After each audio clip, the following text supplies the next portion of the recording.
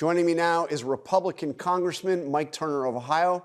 He serves on the House Armed Services Committee. So before we get to the Ukraine news, let me ask you about the attacks on the ISIS targets. Pete Hegseth did put out a statement on social media saying more to come. Are we now in a military conflict in Nigeria? What's going on? Well, Jonathan, this is a continuation, of course, of our conflict with ISIS. It's been around the world, Iraq, Syria. You're seeing it now in Nigeria. This was undertaken, of course, with the Nigerian government. And this is continuation of what we're seeing of the conflict really around the world with ISIS. It's interesting. We've seen just in the past 2 weeks, you had those strikes in Nigeria. You had strikes in Syria, also against ISIS. And we've had a continuation of the attacks in the Caribbean on those alleged drug boats, and suggestions President Trump has made that he could attack targets on the land in Venezuela, maybe even Colombia. This is a very different approach to military force than we saw in his first term.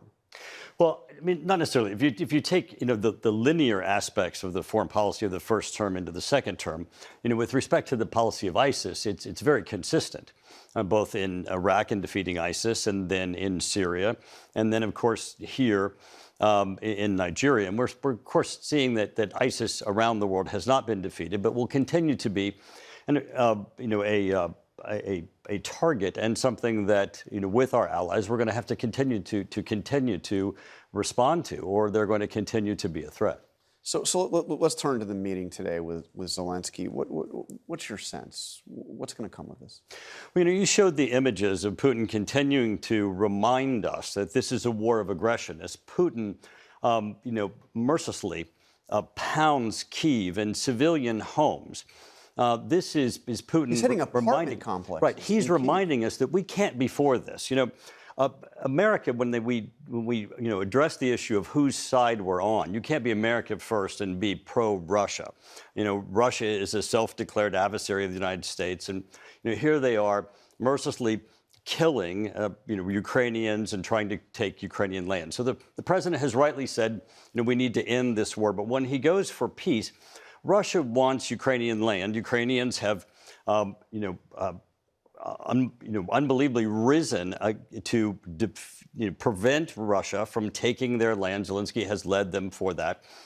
And now, as he meets Zelensky, he's meeting a man who has led his country against Russian aggression.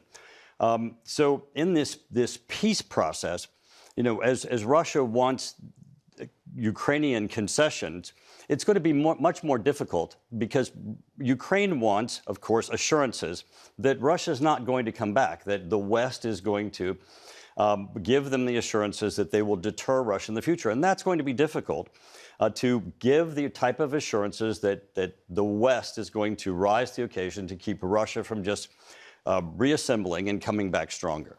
I mean, it seems like Zelensky is prepared to make actual concessions here. I mean, anything short of just expelling Russia from the territory that it has seized by force would be a concession. But it seems like in this latest plan, he's willing not only to cede some of that territory that Russia has taken, but also to move back from territory that Ukraine now controls in the form of a demilitarized zone. Is there any sense that Russia's ready to make any concessions as well? Well, not from what you've just seen last night. Remember, even on Christmas, where they were asked to have a ceasefire, Russia has not agreed to any ceasefire. Russia continues to move forward. But they bombed on Christmas Day. On Christmas Day. But the Ukrainians continue to repel Russian aggression.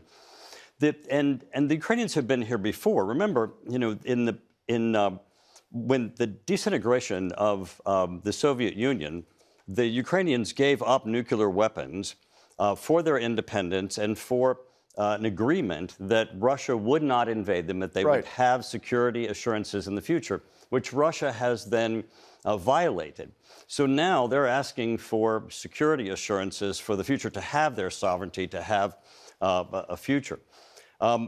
Obviously, we need to be on the side of what they want, which is sovereignty.